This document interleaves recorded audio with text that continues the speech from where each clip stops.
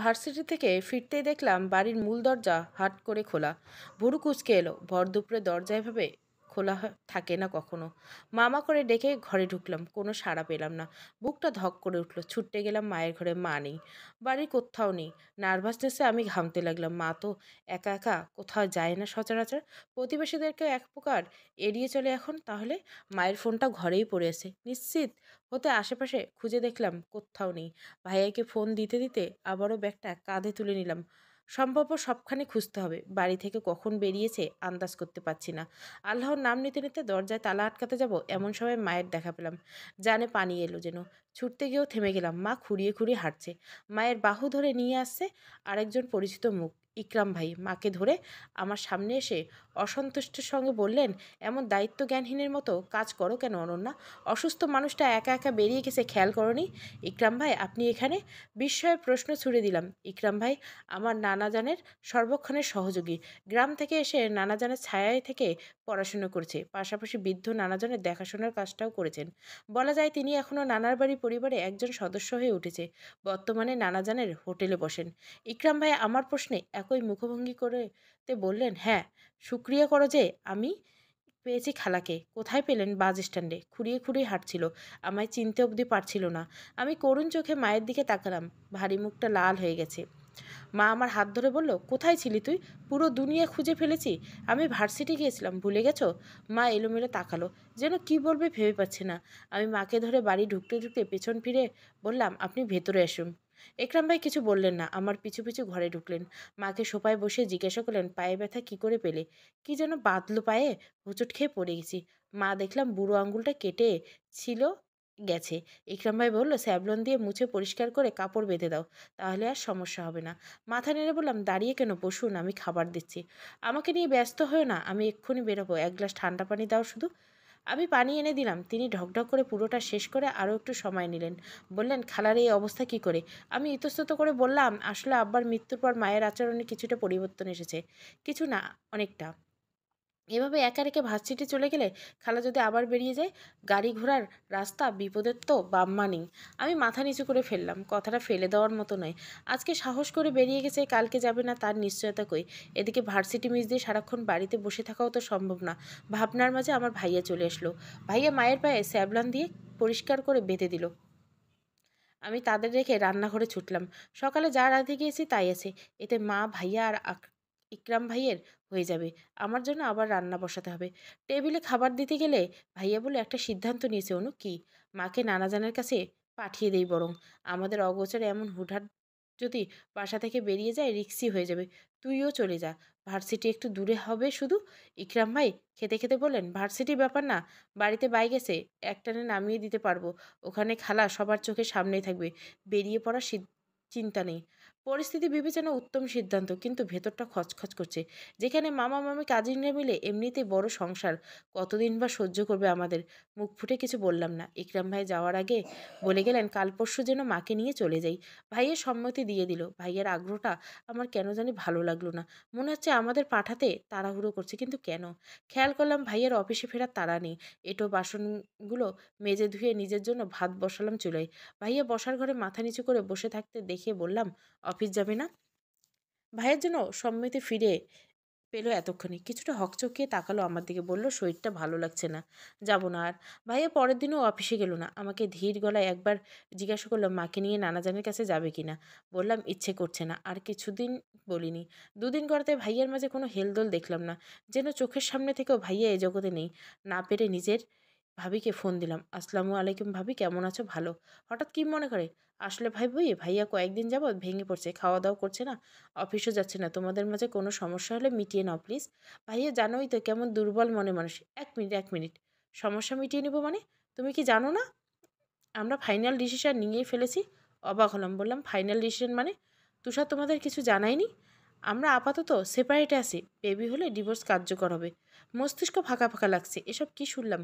শেষ পর্যন্ত ভাইয়া ভাবির সংসারটাও অনুনয়ের স্বরে বললাম, ভাবি বাচ্চাটার কথা একবার ভাবো। তার তো মা বাবা দুজনকে দরকার। তোমার এখানে থাকা নিয়ে প্রবলেম তো থেকো না, ভাইয়াকে নিয়ে আলাদা থাকো, বাচ্চাটার কথা ভেবো না হয়। শোনো অনন্যা, এসব নিয়ে কথা বলতে আর কখনো ফোন করবে না। আমার সিদ্ধান্ত বিন্দুমাত্র বদলাবে না। কিসে অন্ধ হয়ে যে তোমার ভাইকে বিয়ে করছিলাম? চাকরিটা তো আমার বাবাই জুটিয়ে দিয়েছিল। এবার তাকে নিজের যোগ্যতায় কিছু করতে বলো, যোগ্যতা হারে হারে টের পাবে। সেদিনে জানতে পারলাম ভাইয়া চাকরিটা আর নেই, এজন্য ভাইয়া ঘর ছেড়ে বের হচ্ছিল না, চোখে চোখ রেখে কথা বলছিল না।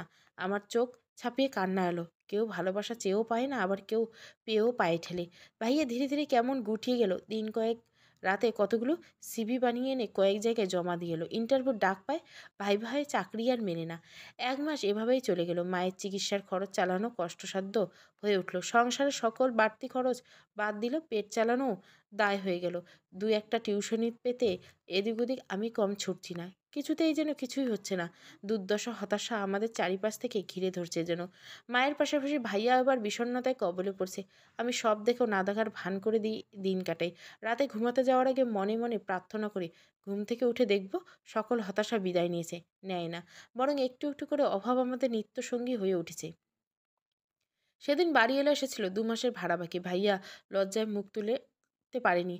বাড়িওয়ালা আঙ্কেল অবশ্য সরাসরি ভাড়া চান নাই, কথায় কথায় বললেন বাড়িটা ভেঙে একটা বহুতল ভবন বানানোর ভাবনা আছে। ওনার বাবার একমাত্র স্মৃতি বলে এখনো ভাঙেনি।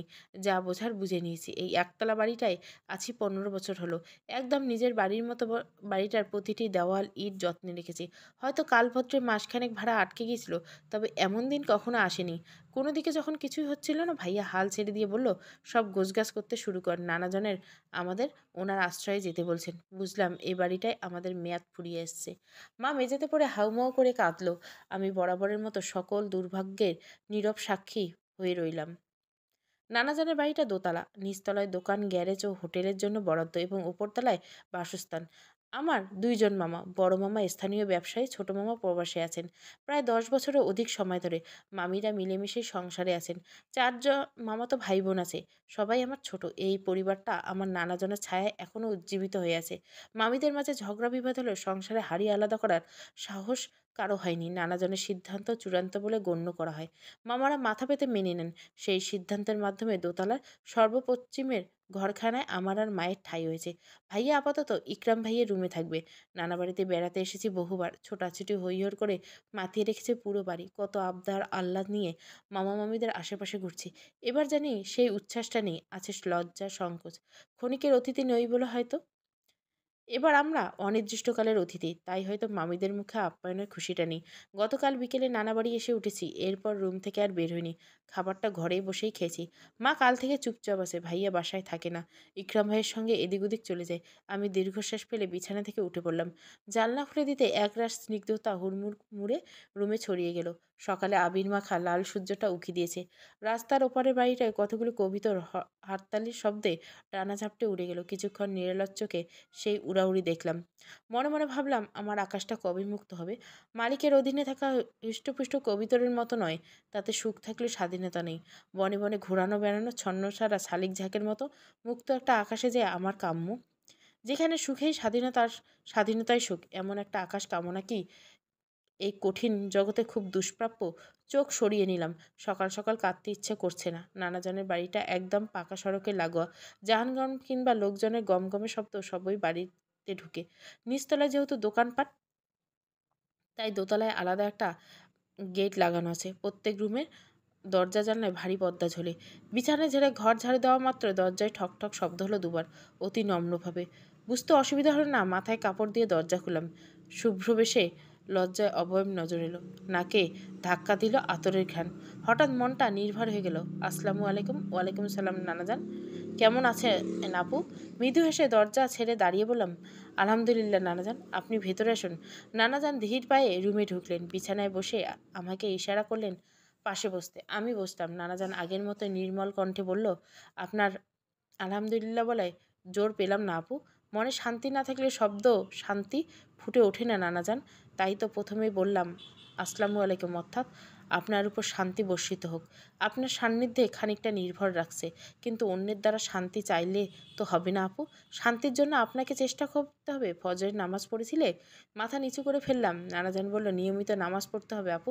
আল্লাহর কাছে মন খুলে চাইতে হবে। তিনি কখনো বান্দাকে নিরাশ করবেন না। শুধু ধৈর্য আর বিশ্বাসে অটল থাকতে হবে। আমি নত দৃষ্টিতে মাথা নাড়ালাম। নানাজান আমার মাথায় হাত রেখে চলে গেলেন। উমরা থেকে ফিরতে ফিরতে এতগুলো ঘটনা শুনতে হবে কল্পনা করিনি। আপনাদের বর্তমান অবস্থা সম্পর্কে অবগত থাকলে সফরের সময়টুকু দীর্ঘ করতাম না। রাগ করবেন না নানাজান, আপনার সুস্থভাবে ফিরে আসার জন্যই জানানো হয়নি। নানাজান মৃদু হেসে বললেন, আপনারা আমার হৃদয়ের কঠোরতা সম্পর্কে এখনও সম্পূর্ণ জ্ঞান রাখেননি। আপনার নানুজান যেদিন আমার হাতের উপর মারা যান, আমি সেদিনও ভেঙে পড়িনি। অথচ সেই মুহূর্তটা আমার জীবনের সবচেয়ে দুর্বল দুঃসহ সময় ছিল। আপনার নানুজান আমার চেয়ে কঠোর হৃদয়ের মানবী ছিলেন। তাই তো বিন্দুমাত্র দুঃখ যাপনের ফুরসত যেন না পায়, তাই আমার হাতে ওনার সযত্নে লালিত আমানত অর্থাৎ এই সংসারটি তুলে দিয়ে গেছেন। ওনার অবর্তন মানে ওনার আমানত আমাকেই আগলে রাখতে হবে। আপনার আম্মা সেই আমানতের অংশ। বাড়িটা আপনার মায়েরও। কাজেই এ বাড়িতে থাকা নিয়ে আপনি হীনমন্যতায় থাকবেন না। আমি চুপ রইলাম। নানাজান আমার মনের অবস্থা ধরতে পেরে বলে অবাক হলেন। তিনি আবারও বললেন, তবে আমি আপনার উপর খুশি হয়েছি। এত দুর্যোগের মাঝেও আপনি ভেঙে পড়েননি। নিজেকে সামলাতে পারলাম না। কান্নারা ঠেলে বেরিয়ে এলো। হেঁচকি উঠতে মুখ চেপে ধরলাম। নানাজান সস্নেহে মাথায় হাত বুলিয়ে দিলেন। কাঁদুনি আপু, এত যদি ভেতরে উত্তাপ কিছু লাঘব হয় তাহলে আটকাবেন না। তবে ধীরে ধীরে আরও শক্ত হতে হবে আপনাকে, আরও সংযমী হতে হবে।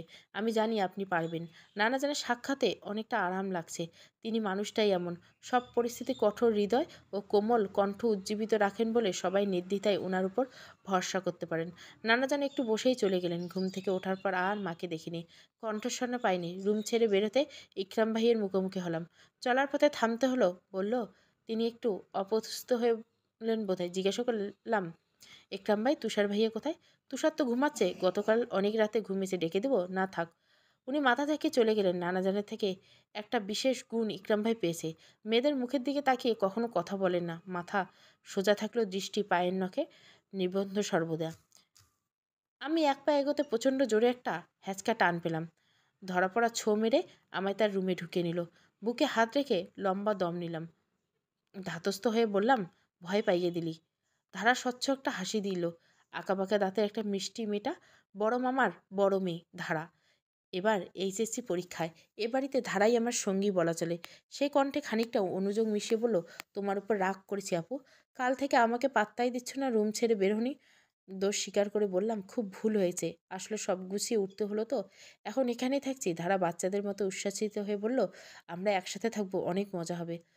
ধারা খাট থেকে গুটি গুটি পায়ে নেমে এসে আমার জামা টেনে ধরলো। বলল, আপু আমাকে দেখো না। ধারার ছোট বোন যারা, 7 বছর বয়স। তার ঘুমের রেশ এখনও কাটেনি বোঝা গেল। আমি হেসে তার গালে চুমু খেয়ে বললাম, এই তো দেখছি। যারা মনে কি ফ্রেশ হয়েছে? যারা প্রতিবাদ করে বলল, আমি সকালে উঠে ফ্রেশ হয়ে নামাজ পড়ছি, তারপর আবার ঘুমিয়েছি। আপু নামাজ পড়েনি, আপু পচা। ধারা আবার মুখ চেপে ধরে বলল, চুপ। আমি পচা নাকি ভালো সেটা তোকে কে বলতে বলছে? অসমী বয়সী দুই বোনের ঝগড়া লাগিয়ে বসলো। রান্নাঘর থেকে মামি উচ্চস্বরে ধমক ভেসে আসতে থেমে গেল। দুজন দুজনকে ভেঙচি কেটে দুদিকে চলে গেল। আমি নীরব দর্শকের মতো সবটা দেখলাম। খানিক বাদে খুব জোরে চিৎকার চেঁচামেচি শব্দ পেলাম। ধারা ছুটে জানলার কাছে গেল। উকিঝুঁকি দিয়ে দেখতে দেখতে বলল, আপু, খাইস্টে বাড়িতে সকাল সকাল আবার লেগেছে। ধারার কৌতূহলী বয়স। অন্যের বাড়ির ঝগড়া দেখতে তার খুবই ভালো লাগে। পাশের বাড়িটা ধারার জানলার মুখোমুখি।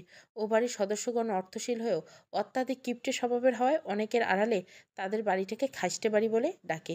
বলা ভালো, আমি নিজেও এখানে বেড়াতে এলে নামটা নিয়ে একসময় প্রচুর মজা করতাম, খেয়াল করতাম। এবার আর সেই উচ্ছ্বাস পাচ্ছি না। ধারার হাতের টানে জানলার কাছে যেতে বাধ্য হলাম। ও বাড়ির বউদের মধ্যে পান থেকে চুন খসলে প্রায় চুলো চুলি বেঁধে যায়, আজও বেঁধেছে। উচ্চ শব্দে গালাগালি, একে অন্যের দোষের ফিরিস্তি। এটা ও বাড়ির নিত্য সাধারণ একটা ঘটনা। আমি আগ্রহ পেলাম না। চোখ সরানোর আগে হুট করে পলেস্তার খোসা দেওয়ালের ওপারে একজন পুরুষের দেখা পেলাম। ধারা পরিমরি করে পর্দার আড়ালে চলে গেল। ফিসফিস করে বলল, শ্রাবণ ভাই আসছে, সরে যাও। আমি সরার ফুসরত পেলাম না। শ্রাবণ আমায় দেখে ফেলেছে। বলা ভালো, সে নিজেই অপ্রস্তুত হয়েছে মা চাচিদের ঝামেলা নিয়ে। আমি চলে যাওয়ার আগে সে দৃষ্টি লুকিয়ে পালালো। একটা মেঘলা দিনান্তের গায়ের আধারে স্নান বিচ্ছুরণ হচ্ছে। মৃদুমন্দা হাওয়ার তালে জানলার ভারী পর্দা দুলছে। আমি নামাজ শেষ করে জানলা আটকাতে গেলাম। রাস্তায় উজ্জ্বল আলোয় দেখতে পেলাম শ্রাবণ ওই বিল্ডিংয়ে ঢুকছে। ভুরু কুচকে এলো। হয়তো কোনো দোকানে যাচ্ছে ভেবে বিশেষ পাত্তা দিলাম না। জানলা আটকে রুম থেকে বের হতে শ্রাবণের মুখোমুখি হলাম। আমার কপালে ভাঁজ এবার আরও স্পষ্ট হলো। শ্রাবণ একটু দাঁড়িয়ে স্মিত হাসি দিয়ে জিজ্ঞাসা করলো, কবে এলে? গত পরশু। আছো তো কিছুদিন? অনেক দিন। ও আচ্ছা। ছোট্ট করে বলে শ্রাবণ আমায় পাশ কাটিয়ে রিডিং রুমে ঢুকে পড়ে। আমি অবাক হলাম। এ বাড়িতে বাইরের পুরুষ এভাবে হুটহাট যেখানে সেখানে ঢুকে যেতে পারে না। অথচ শ্রাবণের চলাফেরায় মনে হলো তার এ পথে নিত্য যাতায়াত। ধারাকে দেখলাম মাথায় হিজাব জড়িয়ে পিছু পিছু রিডিং রুমে ঢুকতে। ব্যাপারটা স্পষ্ট হলো। নিশ্চয়তা পেলাম বড় মামির কাছে। ধারার বোর্ড এক্সাম আসন্ন বিদায় শ্রাবণের কাছে 2 মাস হলো পড়া শুরু করছে। একটু চমকালাম।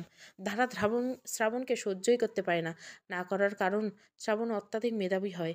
ছোটবেলা থেকে প্রতিবেশী শ্রাবণের সঙ্গে তুলনা দিয়ে ধারাকে অপদমস্তক করছে মামি।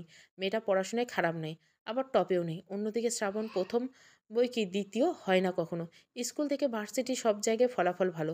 মামি রেজাল্ট কার্ড হাতে নিতেই আফসোস করে বলেন, শ্রাবণ যদি কিপটার ঘরে বড় হয়ে সব পরীক্ষার ফার্স্ট হতে পারে, তুই বিলাসিতার মাঝে বড় হয়ে পারবি না কেন?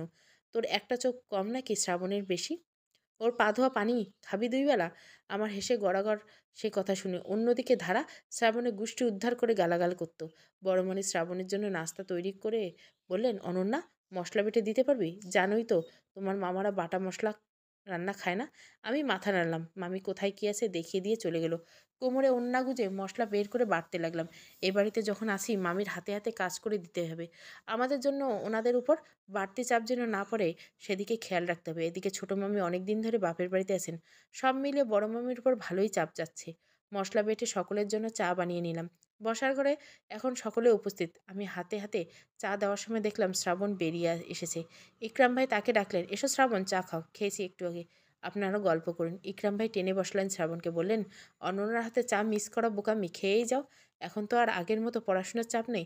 শ্রাবণ ইতস্তত করে বসলো। আমি চা এগিয়ে দিলাম। তুষার ভাইয়াকে জিজ্ঞাসা করলো, শুনলাম বিসিএস দিচ্ছ? ইকরাম ভাই বললেন, দিচ্ছি তো। বল, হয়েই গেছে প্রায়। রিটেন টিকে যাবে, বাকিটাও হয়ে যাবে। দিনরাত এক করেছে ছেলেটা। শ্রাবণ সলজ্জে হেসে এক পলক আমার দিকে তাকালো। চোখাচোখি হতে দৃষ্টি সরিয়ে চায়ে চুমুক দিল। আমি ভাবরেজিন ভঙ্গিতে সকলের কথা ভেবে চলছি। তুষার ভাইয়া জিজ্ঞাসা করলো, কোন ক্যাডারে যাওয়ার ইচ্ছা? পুলিশ ক্যাডারে। ভবিষ্যতে পুলিশের পাশে বসে আছি তাহলে? আমি আড্ডার আসর থেকে সরে আসলাম। নানাজানের রুমে চা দিয়ে সোজা নিজের রুমে গেলাম। সব কিছু স্বাভাবিক, তবুও মনে শান্তি নেই, স্বচ্ছন্দ নেই। কেমন দমবন্ধ লাগে। ধারা ছুটে এসে বিছানায় শটান হয়ে শুয়ে পড়ল। নিজেকে সামলে বললাম, পড়ে ক্লান্ত হয়ে গেলেন কি? হ্যাঁ, 1 ঘন্টার জায়গায় 1.5 ঘন্টা পড়িয়ে গেল। কে বলেছে ফাও বেশি পড়াতে? এতেই তো তোর ভালোই হয়। তা কেমন পড়ায়? ধারা নিচু গলায় বলল, কিপটে হলে কি হবে, পড়ায় ভালো। জটিল বিষয় ভেঙে সরল করে ফেলে। খাইস্টে বাড়ির ছেলেগুলো গুণী একটা মানতে হবে। আমি সরু দৃষ্টিতে তাকাতে ধারার গলা ঝেড়ে বলল, গুণের প্রশংসা করলাম শুধু, নাথিং সিরিয়াস। বাইরে থেকে নিবিড় আবিরের চেঁচামেচি শুনতে পেলাম। ছুটে গিয়ে দেখলাম 2 ভাই বাড়ি জুড়ে ছোটাছুটি আরম্ভ করে দিচ্ছে। ওরা ছোট মামার 2 ছেলে। মামা বাড়িতে আজ ফিরল। শ্রাবণ চলে গেছে ইতিমধ্যে। বাড়ির পরিবেশ মুহূর্তে গমগমে হয়ে উঠল। যারা নিবিড় আবির খুনসুটিতে সেই চিরচেনা মামার বাড়ি দেখতে পেলাম। ছোট মামির প্রেগনেন্সির 7 মাস রানিং। আমাদের এখানে আসার তিনি খুশি হয়েছেন কিনা বোঝা গেল না। কথায় কথায় একসময় হুট করে বলে বসলেন, পিয়াসার কী খবর তুষার? ডেলিভারির ডেট কবে? ভাইয়ের মুখটা হট করে স্লান হয়ে গেল। ছোট্ট করে বলল, আরও কিছুদিন বাকি। সংসারটি কি একেবারেই টিকবে না? ভাইয়া সে কথার উত্তর দিতে পারল না। সকলের নজর এড়িয়ে দোতলা থেকে নেমে গেল।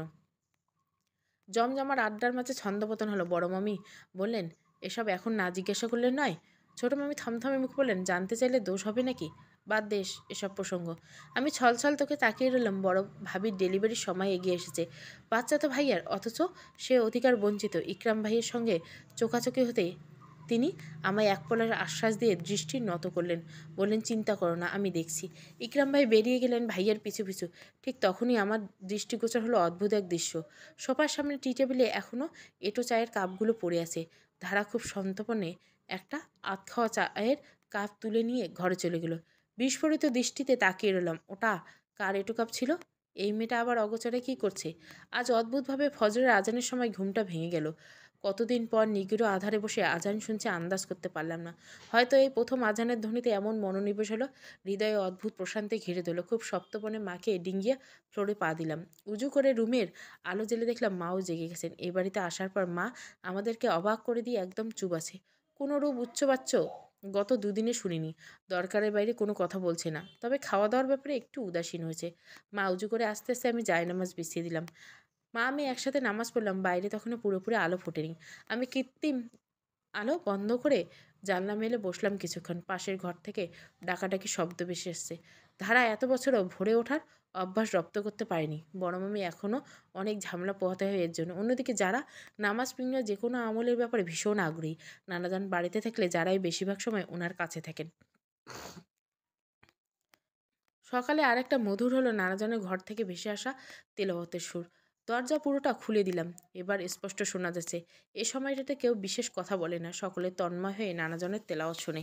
আজ সকালে নাস্তা বানানোর সময় নিজের থেকে বড় মামি হাতে হাতে কাজ করে দিলাম। মামি এতে যেন খুশি হলেন। ছোট মামিকে নিয়ে কিছুক্ষণ গজগজ করলেন। ছোট মামি বড় ঘরের মেয়ে। কাজকর্ম খুব একটা নিপুণ তো নয়, আবার কাজের প্রতি অনীহা ভীষণ। প্রেগনেন্সির শুরু থেকে তিনি রান্নাঘর থেকে দূরে আছেন। এ নিয়ে বড় মামি কিছুটা বিরক্ত কাটে। নাস্তা বানানোর শেষে গেলাম আবির নিবিড়কে ডাকতে। দেখলাম খাটে হেলান দিয়ে ছোট মামি ভিডিও কলে মামার সঙ্গে কথা বলছে। এটা মামির নিত্যদিনের রুটিন। বেলা 11টা অবধি মামার ভিডিও কলে পরিবারের সঙ্গে যুক্ত থাকেন। আমি তার ভেতরে গেলাম না। অলস ভঙ্গিতে হেঁটে নিজের রুমে চলে এলাম। ফোনটা চেক করে দেখলাম কোনো মেসেজ, কল বা নোটিফিকেশন জমা পড়ছে কিনা। নিজের বোঝাই পুরনো স্মৃতি আগলে থাকবো না। প্রতিজ্ঞা করি সেসব ভাবার হয়তো এতে আমার কল্যাণ। কিন্তু হুটহাট করে কী যেন হয়। সকল বাধা উপেক্ষা করে আবারও পুরনো খুঁজে ফিরি। দেশ ছাড়ার পর আদনানের পক্ষ থেকে যোগাযোগের কোনো চেষ্টা করা হয়নি, আমিও করিনি। অতীত আমাকে দূরে সরাতে চায়, বুঝেও কেন যে ছাড়তে পারি না, ভাবলেই মনটা বিক্ষিপ্ত হয়ে যায়। সব ভাবনা ছুটি দিয়ে গোসল করে তৈরি হয়ে নিলাম। ভার্সিটি দেবো। ইকরাম ভাই বাইরে যাওয়ার জন্য তৈরি হচ্ছিল। আমি ব্যাগ কাঁধে নিতে বের হতে শার্টের হাতা গোতাগুতি করতে করতে বললেন, চলো নামিয়ে দিয়ে আসি। কোথাও যাচ্ছিলেন মনে হচ্ছে। দরকারি কিছু নয়, পরে যাওয়া যাবে। আমি মাথা নেড়ে বাইকে উঠে এসে মাঝে ব্যাগ রেখে বললাম, ইকরাম ভাই বললেন, পেছনে ধরে বসো, অসুবিধা হলে বলো। আদনানের পর এই প্রথম অন্য কারো বাইকে ওঠা। পিছু টান ফেলে কিছু শূন্যতা, কিছুটা অস্বস্তি নিয়ে ছুটে চললাম ভার্সিটির পথে। সূর্যমুখর ঝলমলে সকালে ভার্সিটি আসাটা বৃথা গেল। ছাত্রদলের দুই গ্রুপের কোন্দলে ডিপার্টমেন্টের সব ক্লাস আপাতত বন্ধ। মন খারাপ হয়ে গেল। আর একটু আগে খবর পেলে ইকরাম ভাইয়ের সঙ্গেই ফিরে যেতাম। এখন তো নিশ্চয়ই উনি অনেক দূরে চলে গেছেন। ফোন করে আসতে বলতে ইচ্ছে হলো না। এমনিতে গত 1 মাস ধরে আমাকে ভার্সিটি পৌঁছে দেওয়ার ওনার নতুন কাজ হয়ে দাঁড়িয়েছে। একটা মানুষ কতটা নিরলস খেটে যাচ্ছে বাড়িটার জন্য, তবুও মুখে বিরক্তির ছায়াটুকু নেই। ইতু ক্লাস না হওয়াতে খুশি হলো। ঘোরাঘুরির এক্সট্রা সুযোগ পেয়ে হাসির কান অবধি প্রশস্ত করলো। বটতলায় ফুচকার প্লেট নিয়ে বসেছি দুজনে। ইতু ফুচকা চিবোতে পড়তে বলল, হাতে অনেক সময়, চল কোথাও ঘুরে আসি। রাজীব ফ্রি আছে আজ? কথাটা শেষ করতে ইতু চোখ টিপল। ঠোঁটে ঝাঁঝালো দুষ্টু হাসি। রাজীব তার অঘোষিত বয়ফ্রেন্ড। সরাসরি প্রেমের স্বীকৃতি কেউ না দিল প্রেমিক প্রেমিকার মতো যত্নশীল খুনসুটিতে তাদের সম্পর্ক। বললাম, না রে তোরা যা। তুই গেলে কি সমস্যা? অযথা সময় নষ্ট। বাড়িতে ডজন ডজন বাচ্চা ফেলে এসেছিস মনে হচ্ছে। তাদেরকে খাওয়াতে তোকে ছুটতে হবে। ইতু ভুরু কুঁচকে বলল কথাটা। ওর বাহুতে চাপড় মেরে হেসে দিলাম। বাজে কথা বলিস কেন? মায়ের শারীরিক অবস্থার কথা তো তোকে বলেছি। সবসময় কেউ একজন চোখে চোখে রাখা ভালো। বাড়িতে আর মানুষ নেই, তাদের আর কত প্রেশার দিব বল? থাকছি খাচ্ছি, এটাই তো কম না? আবার মায়ের অতিরিক্ত দায়িত্ব কি করে দেই? ইতু খাওয়া থামিয়ে আমার দিকে তাকিয়ে রইল। এভাবে কি দেখছিস? তুই কত ম্যাচিওর হয়ে গেছিস অনন্যা। সব খেয়াল রাখা শিখে গেছিস। আগে সে বেখেয়ালি মেয়েটাকে খুব মিস করি। আমিও। বুক চিরে একটা প্রলম্বিত শ্বাস নিগত হলো। ইতু এ বিষয়ে আর কিছু বলল না। আনমনে তেঁতুলের টকে চুমুক দিয়ে চোখ বুজে ঠোঁট বিকৃত ফেলে ফেলল। টক কিংবা ফুচকা কোনোটাই আমার খুব একটা পছন্দ নয়। ইতুর জোরাজুরিতে একটু একটু খাওয়া।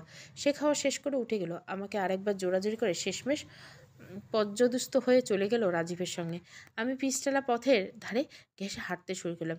কিছুদূর এগোতে কাঙ্ক্ষিত লোকাল বাসের দেখা পেলাম। এত কমে বেদানা আর কোনো দোকানে পাইবেন না। আর 10টা টাকা বাড়াই দেন, নইলে লসে পইড়ে যাবো। আবদার করতেছে। আপনি আমার আত্মীয় বা কাছের মানুষ নন যে আবদার রাখবো, সঠিক দামেই দিয়েছি। নির্বিকার চিত্তে কথাটা বলে বাজারে ব্যাগটা হাতে তুলে গট গট করে হাঁটতে লাগলো শ্রাবণ। ঘামে তার টি শার্ট পিঠের সঙ্গে লেগে গেছে।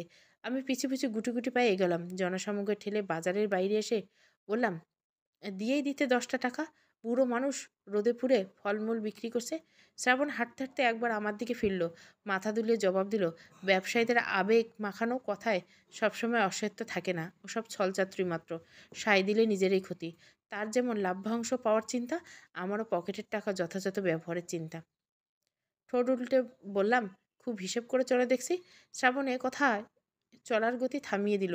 আমাকেও থামতে হলো। সে আমার দিকে ফিরে মুচকি এসে বলল, কিপ্টে ভাবছো নাকি? থতমত খেয়ে পেলাম। আমি আসলে তাই ভাবছিলাম। ভাবার কারণ আছে অবশ্য। ভার্সিটি থেকে ফেরার পথে লোকাল বাসে সিট না পেয়ে দাঁড়িয়ে ফিরছিলাম। 5 মিনিটের পথ বাকি থাকতে শ্রাবণও উঠল। বাসে তখন 3 ধরনের জায়গায় ছিল না। গরমে চাপাচাপি, আমারে প্রাণ যায় যা অবস্থা। এমন পরিস্থিতিতে কিভাবে যে শ্রাবণ জায়গা করে উঠে গেল, অথচ সেখান থেকে 20 টাকায় একটা রিক্সা নেওয়া যেত। 10 টাকা বাঁচাতে শ্রাবণ বাসে উঠছিল। ভাবতেই ফাপড় লাগছিল কেন জানি। পরে ভাবলাম হয়তো টাকা ছিল না সাথে। কিন্তু নামার পর দুজন একসাথে গলির পথ ধরতে বাজারের সামনে থেমে তো ঠিকই ফলমূল কিনলো। মনের কথা চেপে শ্রাবণের কথা অস্বীকার করে বললাম, না না, আসলে আমি কয়েকদিন বাজার করেছিলাম, প্রতিবারে কোনো না কোনোভাবে ঠকে গেছিলাম। তাই তোমার বাজার করার স্কিল দেখে বললাম আর কি। শ্রাবণ আবার হাঁটতে শুরু করে বলল, কিপটেমি নিয়ে আমার পরিবারে একটু বদনাম আছে জানি, তবে আমি মানুষটা মিতব্যয়ী, বুঝলে? দরকারে যেমন টাকা খরচ করি, অদরকারে তা সঞ্চয় করতেও ভুলি না। তাহলে তো তুমি কোনোদিন প্রেমিকাকে ফুলও দিবে না। শ্রাবণ স্থানকাল তুচ্ছ করে উচ্চস্বরে হাসলো।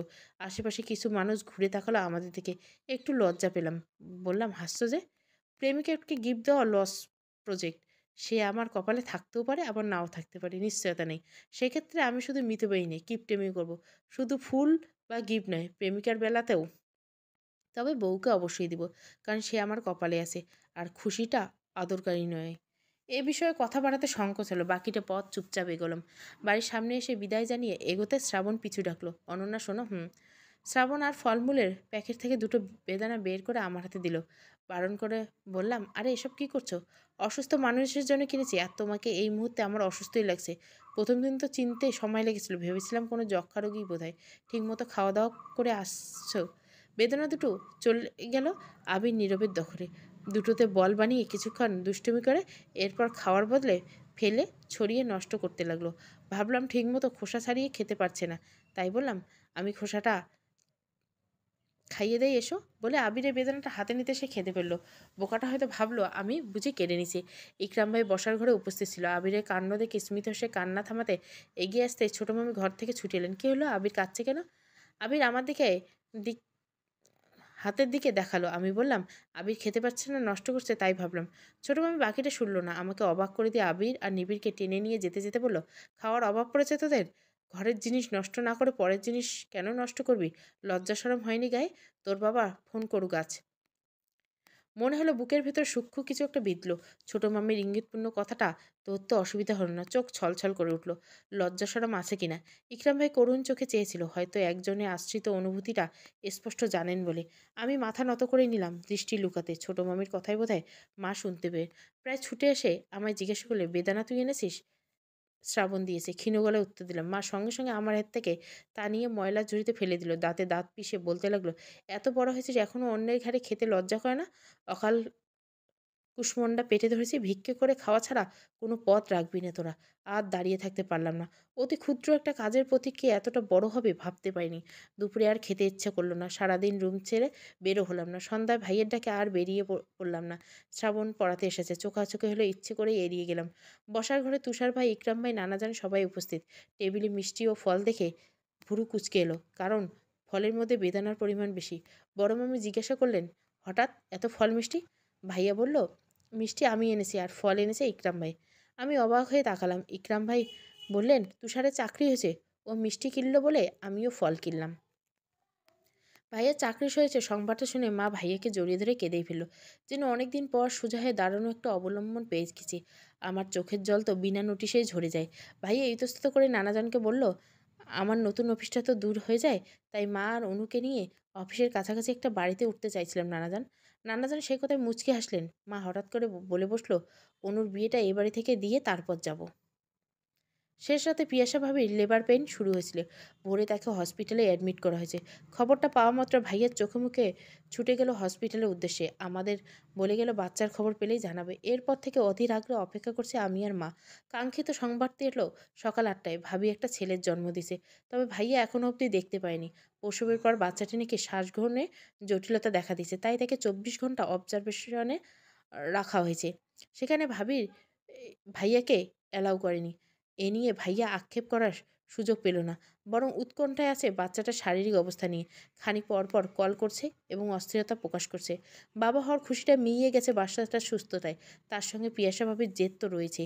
নিজ সন্তানের মুখ অবধি দেখতে দিচ্ছে না। আজকে ভাইয়া চাকরিতে জয়নিং ডেট ছিল। ভাইয়া সেসব তোয়াক্কা করলো না, বলল, বাবুকে কি দেওয়া যায় বলতো অনু? প্রথমবার খালি হাতে বাবুকে দেখতে ইচ্ছা করলে না। আমি হাসলাম। বাবা হওয়ার সংবাদে ভাইয়া কথা এলোমেলো হয়ে গেছে। বাচ্চাটা কোলে নিলে নিঘাত কেঁদে ফেলবে। বাচ্চা ও বাবার একসঙ্গে কাঁদলে দৃশ্যটা কেমন লাগবে। আমার খুব লোভ জাগলো দেখার। বললাম, আমি আসি ভাইয়া, দুজনে কিছু একটা কিনে নিব। তুই আসবি? এখন আসিস না, আগে ওদের সঙ্গে কথা বলি, পিয়াসার রাগ কমুক, তারপর তোদের আনবো। জানিসই তো এ সময় মেয়েদের মুড ঠিক থাকে না, তাই জেদ করছে। রাগ পড়ে গেলে দেখবি নিজের থেকে তো ডাকবে তোদের। বাবুর মুখের দিকে তাকিয়ে ডিভোর্স টিভোর্স সব ভুলে যাবে, দেখিস। ভাইয়া অনাকাঙ্ক্ষিত জড়ানো কথার বিপরীতে আশ্বাসের বাণী শোনাতে পারলাম না। মনে মনে চাইলাম তাই হোক, সংসার জোড়া লাগুক, অন্তত বাচ্চার জন্য। একটু পর ভাইয়া আবারও ফোন দিল, বলল, অনু, শিশির নামটা কেমন হয় বাবুর জন্য? ভাইয়া সআগ্রহে বলল, হ্যাঁ, তুষারের সঙ্গে মিলিয়ে শিশির। বাবুটাকে এই নামটা দিব। খুব সুন্দর নাম। তুমি বাবুকে দেখেছ? না রে। ডাক্তার নিবিড় পর্যবেক্ষণে আছে ছানাটা। কান্নার শব্দ পেয়েছি, একদম বিড়াল ছানার ডাকের মতো শোনায়। পিয়াসার পরিবার বলছে অবস্থার উন্নতি হলে আমায় যেতে দিবে ওর কাছে। তাহলে বাড়ি চলে এসো, খেয়ে দিয়ে যাবে না হয়। না থাকি যদি কোনো দরকার হয়। ভাইয়ার এলোমেলো আচরণগুলো কেন জানি খুব ভালো লাগছিল। একটি সদ্য ভূমিষ্ঠ হওয়া সন্তানের মতো ভাইয়াও নতুন সত্তার জন্ম হলো, পিতৃসত্তা। বাচ্চা যেমন পৃথিবী চিনবে, ভাইয়াও তেমন বাচ্চার প্রতি নিজের দায়িত্ব মমত্ব শিখবে। একটা ছোট্ট বাবু আমাদের কোল জুড়ে খেলবে আর ছোট ছোট হাত পা নাড়িয়ে মাড়ি বের করে হাসবে। ভাবতেই সুখের অশ্রুরা ভিড় করছিল চোখে। দুপুর নাগাদ নানাজান তার রুমে ডেকে পাঠালো আমায়। রুমে প্রবেশ করতে আতরের ঘ্রাণ ধাক্কা দিল নাকে। লম্বা শ্বাস নিলাম, দেখলাম মাও নানাজানের পাশে বসে আছে। আমাকে দেখে উঠে চলে গেলেন। একটু অবাক হলাম। কি এমন ব্যাপারে ডাকা হলো বুঝতেই পারলাম না। নানাজানের সঙ্গে সালাম বিনিময় করলাম। এখানে এসে বসুন আপু। নানাজানের পাশে চেয়ার টেনে বসলাম। আপনার শরীর ভালো নানাজান? আলহামদুলিল্লাহ। আমার বাগানে এমন ফুটফুটে সুবাসিত ফুলের আছে, সেই ফুলের সুবাসে ভালো হয়ে যাই। আমি কথা না বলে স্মিত হাসলাম। নানাজান বললেন, তুষার বাবা হয়ে গেল? হ্যাঁ। একজন সাধারণ মানুষের চেয়ে বাবা মায়ের পরিচয় বহন করা মানুষের দায়িত্ব কিংবা ভালোবাসার ক্ষমতা উভয়ে বেশি থাকে। সন্তানকে সযত্নে এই দুনিয়ার জীবন জন্য তৈরি করতে হয়। নানাজন একটু থামলেন। আমি সব প্রশ্নে তাকিয়ে রইলাম। এসব কথা বলার পেছনে নিশ্চয়ই কোনো কারণ আছে, তবে কোনো প্রশ্ন করলাম না। নানাজান আমার দৃষ্টি বুঝে আবারও বললেন, বাবা মায়ের সবচেয়ে বড় আমানত হচ্ছে কন্যা সন্তান। তাকে সঠিক আমানতদারের হাতে তুলে দেওয়া বাবা মায়ের প্রধান দায়িত্ব। আপনার প্রতি সেই দায়িত্ব পালনের আগে আপনার আব্বা ইহকালের সমাপ্তি ঘটেছেন। আপনার মায়ের বর্তমান মানসিক স্থিরতা সম্পর্কে আপনার স্পষ্ট জ্ঞান আছে। আমি মাথা নাড়লাম। আছে। শুভ্রা ব্যভিচার করেছিল, যা নিঃসন্দেহে পাপ। তার চেয়ে বড় পাপ করেছে আত্মহত্যা করে। এরপর থেকে আমাদের জীবনে স্থিরতা বিনষ্ট হয়েছে। এমন অবস্থায় আপনার ভাই বোনেরা উভয়ই দিশেহারা। সন্তানের উছেলায় তুষারের সংসারটা যদি বেঁচে যায় আলহামদুলিল্লাহ, কিন্তু আপনার সুরক্ষা, ভবিষ্যতের জীবনের অনিশ্চয়তা থেকে যায়। আপনার মা তা নিয়ে চিন্তিত। তিনি আপনার বিবাহের দায়িত্ব আমার উপর সোপর্দ করেছেন, কিন্তু মেয়ের অনুমতি ছাড়া বিবাহ দেওয়া যাবে না, তাই তা সমর্থন করি না।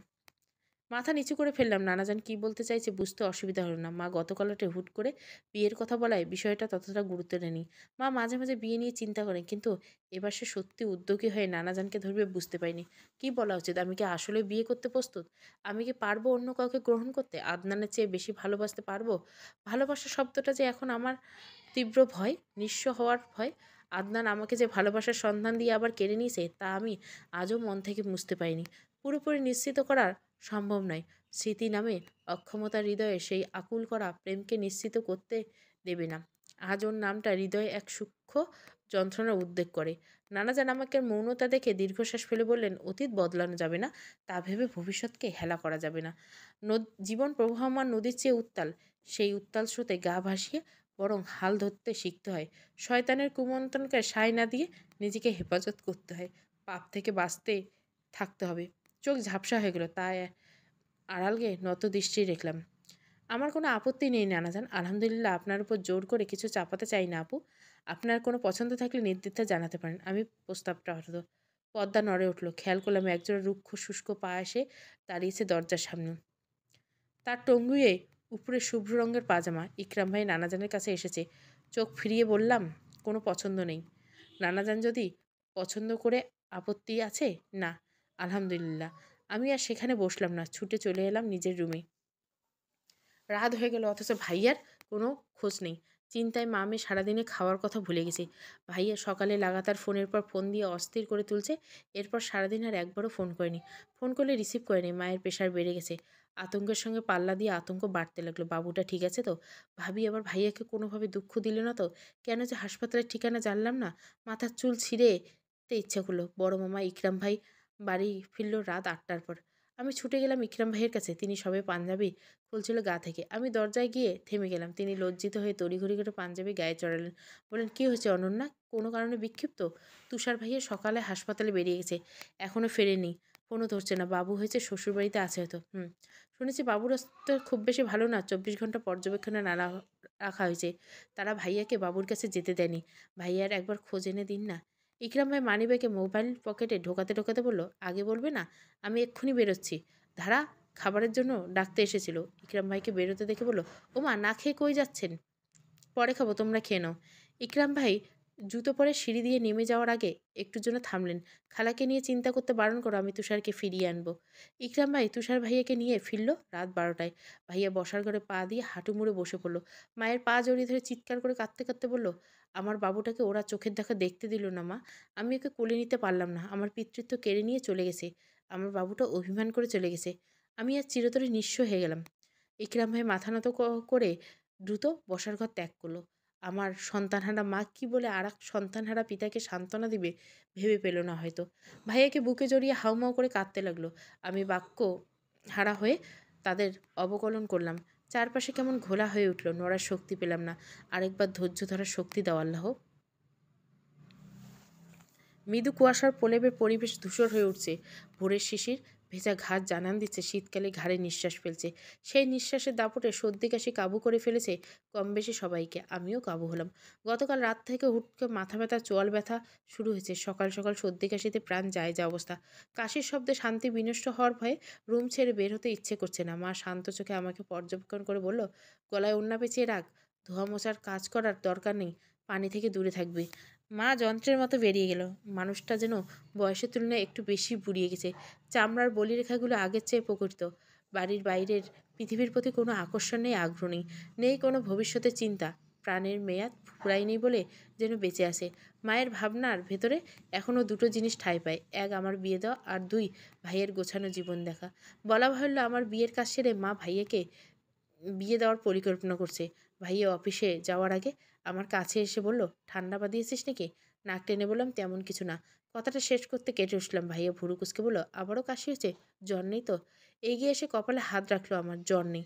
আসার সময় ঠান্ডার ওষুধ নিয়ে আসবে। ভাইয়া চলে যেতে নিলে পিছু ঢুকলাম। "ভাইয়া, হুম, ভাবির সাথে কথা হয়েছে?" ইতস্তত করে জিজ্ঞেস করলাম। ভাইয়া থমথমে মুখে উত্তর দিল, "কথার কিছু নেই। যা হবার ছিল তাই হবে। এসব নিয়ে ভেবে মাথা খারাপ করার কোনো দরকার নেই।" ভাইয়া এক প্রকার নজর এড়িয়ে চলে গেল। সেদিকে তাকিয়ে দীর্ঘশ্বাস ফেলা ছাড়া আর কিছুই করতে পারি না আমি। মাসখানেক আগে বাবুর মৃত্যুর পর ভাবি নিজের থেকে ফোন করেছিল। ক্ষোভ ঝেড়েছিল। বলেছিল আমরা নাকি তার মানসিক শান্তি কেড়ে নিয়েছি, অভিশাপ দিয়েছি। তাই বাবুকে বাঁচানো যায়নি। বাবুর মৃত্যুর জন্য সে আমাদের উপর দায়ী করেছে। ভাই শুধু জিজ্ঞাসা করেছিল কোন দোষে নিজের বাচ্চার মুখটা দেখার সুযোগ পেল না। ভাবি উত্তর না দিয়ে ফোন রেখে দিয়েছিল। এরপর সপ্তাহে ভাবির কাছ থেকে উকিল নোটিশ এসেছে। ডিভোর্স কার্যকর হয়ে যাবে কিছুদিনের মধ্যে। কোথায় সেই ভালোবাসা যা আমাকে প্রেমের প্রতি আকর্ষিত করছে? সব কেমন মিথ্যে হয়ে গেল। চোখের সামনে আর একটা প্রণয়ের পরাজয় ঘটল। এত সবের মাঝে আমার বিয়ে নিয়ে আর কোনো আলোচনা ওঠেনি। কিন্তু স্বস্তি মিলছে তাতে। বেলা হতে ভার্সিটির উদ্দেশ্যে বেরিয়ে পড়লাম। বাড়িতে মন টিকছে না। গত কয়েকদিন ধরে খেয়াল করছি ইকরাম ভাই আমাকে পৌঁছে দিতে আসছে না। আমি বেরোনোর আগেই তিনি বাড়ি থেকে বেরিয়ে যাচ্ছেন। সামনেও আসছেন না খুব একটা, হয়তো ব্যস্ত। তাছাড়া আমার উচিত ওনার উপর ভরসা করে বসে থাকা। বাসে ঝুলে ভার্সিটি পৌঁছাতে পৌঁছাতে একটা ক্লাস ছুটে গেল। কাজে ক্লাসের অভিমুখে না এগিয়ে পুকুর ঘাটে বসে রইলাম। ক্লাস শেষে ইতু কল দিল, "তুই এখনও পৌঁছাতে পারিসনি?" "এই তো পুকুর পাড়ে আসছি।"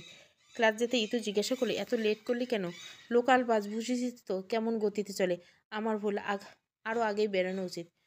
ইতু থুতনিতে হাত রেখে কৌতুকের ভঙ্গি বলল, "তোর সেই মাসুম বদনের বডিগার্ড আজকাল আসছে না কেন?" চোখ ছোট ছোট করে তাকালাম। সামলে বললাম, "ইকরাম ভাই আমার বডিগার্ড হতে যাবে কেন? তার চেয়ে তো কম নয়। নতুন কিছু ভাবছিস নাকি? কি ভাবো? ইস, কিছু বোঝো না তুমি। আমার আগেই তো প্রেমের নদীতে পা ভিজিয়েছ।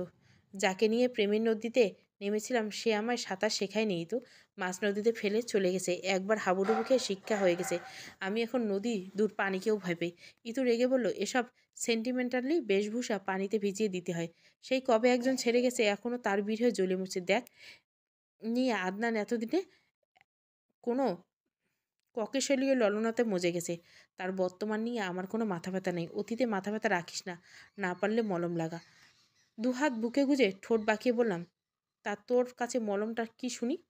আরেকটা প্রেম করো, বাইকওয়ালা তো হাতে আছে। ওনাকে জড়িয়ে এসব বলবি না। আমরা একে অপরকে শ্রদ্ধা করি, ভালোবাসার শ্রদ্ধাটুকুই মুক্ত। মৃত্যুর ইঙ্গিতে আগ্রহ করলেও কথাটা আমি পুরোপুরি অস্বীকার করলাম না। আসলে ভালোবাসার শ্রদ্ধাটা ভীষণ জরুরি। সন্ধ্যায় বড় মামিকে রাতের রান্না জোগাড় করে দিচ্ছিলাম, এমন সময় কলিং বেল বেজে উঠলো। হাত মুছে ছুটে গেলাম। শ্রাবণ পড়াতে এসে দরজা ছেড়ে ভেতরে আসতে দিলাম। শ্রাবণ কিছু না বলে লম্বা পা ফেলে রিডিং রুমে চলে গেল। আমি চলে গেলাম রান্নাঘরে। খানিক বাদে বসার ঘর থেকে গলার খাকারি দেওয়ার শব্দ শুনে কৌতূহলে উকি দিলাম। শ্রাবণ দাঁড়িয়েছে, কিছু বলতে চাই কিনা জানতে এগিয়ে গেলাম। শ্রাবণ বলল, ধারা কি অসুস্থ? কই না তো।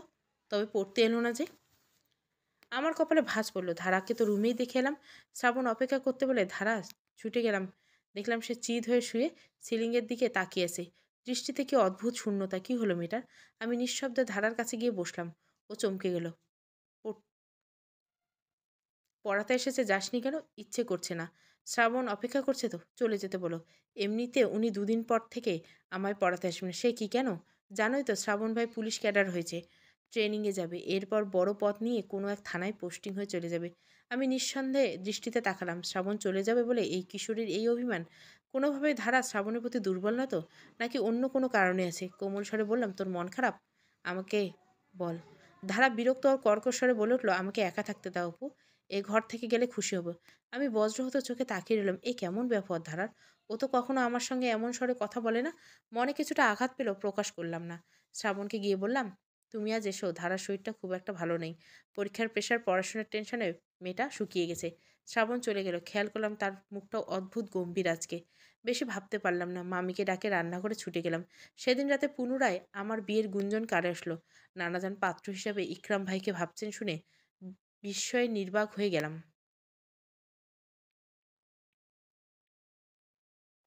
পুরো বাড়িতে অঘোষিতভাবে আমার আর ইকরাম ভাইয়ের বিয়ের আলোচনা চলছে।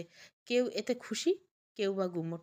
বড় মামি নানাজানের ইচ্ছে শুনে একবারে বলেই বসলেন, অনুর জন্য ছেলের অভাব হবে, আশ্রিতার কাছে দেওয়ার কি দরকার। বড় মামা ছোট মামার মতে স্ট্যাটাস যেমনই হোক, ছেলে আমাদের চোখের সামনে বড় হয়েছে।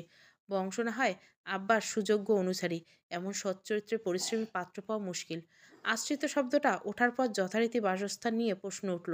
ইকরাম ভাইয়ের নিজের বাড়ি নেই। গ্রামে যা ছিল তাও বংশের লোকেরা কবজা করে নিয়েছে। ওনার জীবিকায় নানাজনের ছায়াতলে। প্রশ্ন উঠল, তা বিয়ের পর কি ইকরাম বউসহ এ বাড়িতে থাকবে? প্রশ্নের সাপেক্ষে উত্তর থাকুক না থাকুক, সে তো পরিবারের সদস্য হয়ে এসেছে এতকাল। অনু না হয় এ বাড়িতে থাকলো, বাড়ির ছেলেমেয়ে বাড়িতেই রইল। আর বিপক্ষের সূক্ষ্ম উত্তর, ইকরাম তবে এ বাড়িতে গেতে বসলো। মায়ের অবশ্য কোনো কিছুতেই বিশেষ আপত্তি নেই। আমার মনে হয় নানাজন যদি একজন বোকা কালা ধরে এনে বলেন ওনার ইচ্ছে তাকে নাচ জামাই বানানো, মা তাতেও সায় দিবেন। মোট কথা বের বিয়ে হলেই হলো। মায়ের মনে তীব্র ভয় আমি না শুভ্র আপার মতো কিছু ঘটিয়ে ফেলি। নানাজন অবশ্য আমার সঙ্গে এখনো কথা বলেনি।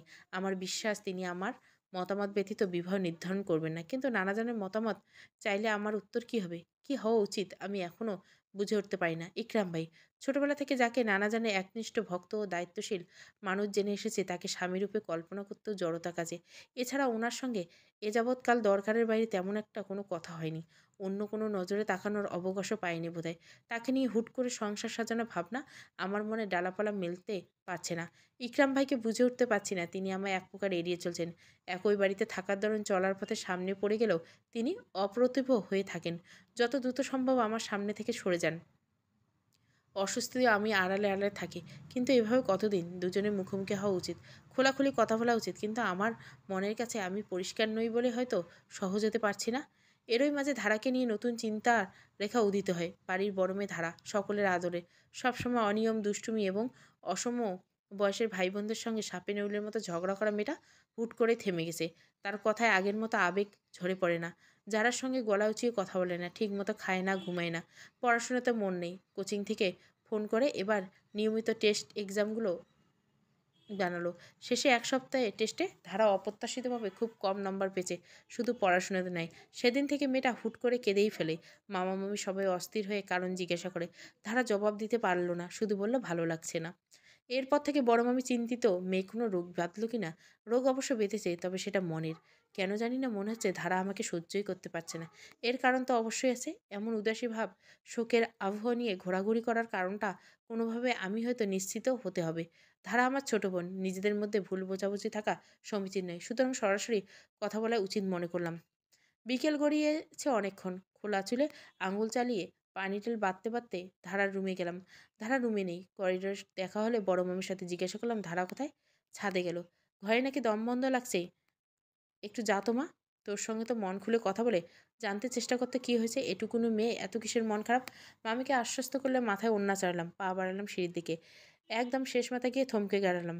সব বিষয়ে দেখলাম পড়ন্ত বিকেলে ললিত মধুরে আকাশের নিচে অগোছালো এলোকেশারি এক ধবধবে সাদা পাঞ্জাবি পরিহিত পূর্ণবয়স্ক যুবকের হাত ধরে হাপুস নয়নে কাঁদছে। বিপরীত যুবকটি করুণ দৃষ্টি মেলে পরম যত্নে মেয়েটির হাত আঁকড়ে বসে আছে। কয়েক মুহূর্ত সেই দৃশ্য আমার সকল দ্বিধা দূর করে দিল। ধারা হুট করে পরিবর্তন, আমাকে সহ্য করতে না পারা, ইকরাম ভাই আমাকে এড়িয়ে চলা, বিয়ের কথা ওঠার পর আমাকে ভার্সিটি পৌঁছে দিতে অনাগ্রহ প্রকাশ, সবই কারণ যেন স্পষ্ট হয়ে গেল। একই বাড়িতে বেড়ে ওঠা দুই মানব মানবীর মাঝে এ ধরনের সম্পর্ক অস্বাভাবিক নয়। ফিরে যেতে পা বাড়ালাম। অনিচ্ছে সত্ত্বেও কানে এলো ধারার আকুতি ভরা কিছু বাক্য। "আমি আপনাকে অন্য কারোর সঙ্গে মানতে পারবো না, কিছুতেই না।" সে দৃশ্য দেখার আগে আমি যেন অন্ধ হয়ে যাই। "চুপ! এসব বাজে কথা বলো না ধারা, নিজেকে সামলাও। শক্ত হও, পারছি না আমি।" "আপনি এত কঠোর হবেন না, নানাজানকে বলুন আপনি এ বিয়ে করতে পারবেন না। আমার ভালোবাসাকে এভাবে পায়ে ঠেলবেন না প্লিজ।" নানাজানের সিদ্ধান্তে দ্বিমত করার সাধ্য নেই আমার। তুমি তো জানোই উনি আমার জীবনে কি। ওই মানুষটা না থাকলে আজকে আমি মাথা তুলে দাঁড়াতে পারতাম না। নানাজান কিংবা পরিবারের মানুষকে দুঃখ দেওয়ার সাধ্যও নেই আমার। এভাবে বলবেন না প্লিজ। চলুন পালিয়ে যাই। পালিয়ে থাকবে কোথায়? আপনার ছায়া থাকবো? পারবে না। আমার ছায়ার মাথার উপর ছায়া হয়ে থাকতে। নিজেকে সামলাও ধারা। এ পরিবারের প্রতি আমার অনেক ঋণ, অসীম কৃতজ্ঞতা। তা কখনো শোধ করার নয়। ধারার কণ্ঠ জেদি শোনায়। দায়িত্ব, কৃতজ্ঞতা, ঋণ, এসবের মাঝে আমার ভালো থাকার কোনো মূল্য নেই? ভালো থাকা অনেক কিছুর উপর নির্ভর করে ধারা।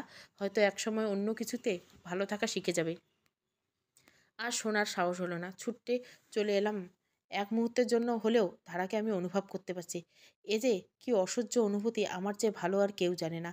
ইকরাম ভাইয়ের অসহায়ত্ব, ধারার অনুনয়ের নিজের প্রতিচ্ছবি দেখতে পেলাম। চোখ মুছে নিলাম। এই বিয়ের কথা আমি কিছুতেই এগোতে দিব না। খুব করে চাই পৃথিবীর সুন্দর প্রেমগুলো টিকে থাকুক, ভালো থাকুক। আমার মতো কারো প্রেমে বৃষ্টি বিরহের অশ্রু হয়ে না নামুক। সেদিন সারাটি রাত নির্ঘুম কাটিয়ে মনে মনে বেশ কয়েকটি সিদ্ধান্ত নিলাম।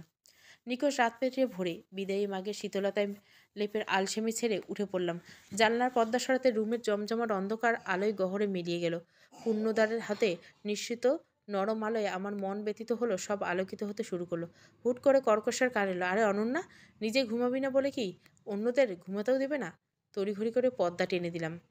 আবারও রুম ছেয়ে গেল আবছায়। ক্ষীণস্বরে বললাম, "সরি তমা আপু।" তমা আপুর কুচকানো ভুরু যুগল কম্বলের আড়াল হয়ে গেল। তমা আপু আমার রুমমেট, খুব স্ট্রিক্ট মানুষ।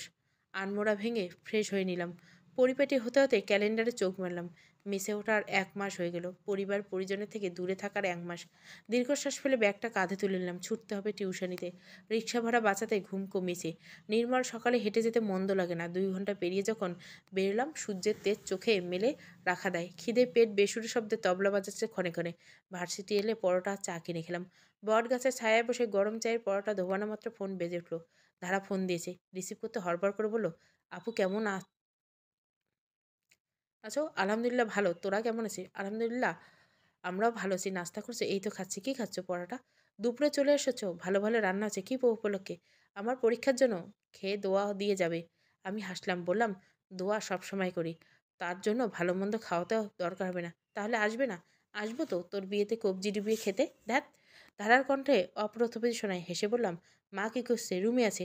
সারাদিন চুপচাপ থাকে। একটু দেখে শুনে রাখিস শোনা। একা কোথাও বেরোতে দিস না। তুমি চলে আসো আপু। আমাদের ব্যবহারে প্লিজ দুঃখ পেও না।" "ধুর পাগলি, তোদের উপর আমার কোনো রাগ নেই। কারো উপরে আমার কোনো রাগ দুঃখ নেই। এসব ভেবে মন খারাপ করিস না। ভালো করে পরীক্ষা দে। এরপর ইকরাম ভাই আর তোর বিয়েটা খাবো। আচ্ছা শোন, আমার ক্লাসের সময় হয়ে গেছে, রাখছি।" ইচ্ছে করে ফোনটা কাটলাম। চায়ের কাপে হাত ছোঁয়াতে বুঝলাম ওটা শরবতে পরিণত হয়েছে। তাতে চুমুক দিতে দিতে মনে পড়তে লাগলো মাস দুয়েক আগে স্মৃতিজান নানাজনকে যখন জানালাম এই বিয়েটা আমি করতে পারবো না, তিনি মন খারাপ করেছিলেন। যেহেতু আমার সঙ্গে ইকরাম ভাইয়ের বিয়ের কথা হয়েছিল, তাই আমি আর ইকরাম ভাই দুজনে স্বাভাবিক হতে পারছিলাম না। ধারাও তখন আমায় অপছন্দ করতে শুরু করলো। বুঝেছিলাম সরে যাওয়াই উচিত। অনেক কষ্ট করে ইতুর সাহায্য নিয়ে একটা টিউশন জোগাড় করে মেসে ওঠার সিদ্ধান্ত নেই। মা তখন বিয়ে না করার সিদ্ধান্তে চরম রেগে যায়। একটা থাপ্পড় জুড়েছিল গালে। বাড়ি ছাড়ার কথা শুনে মা দুচ্ছাই করে বলেছিল বেরিয়ে যেতে। শুভ্রা আপার মতো নাকি আমিও নাক কাটাবো মায়ের ধারণা। তাই আমাকে এখন সহ্যই করতে পারে না।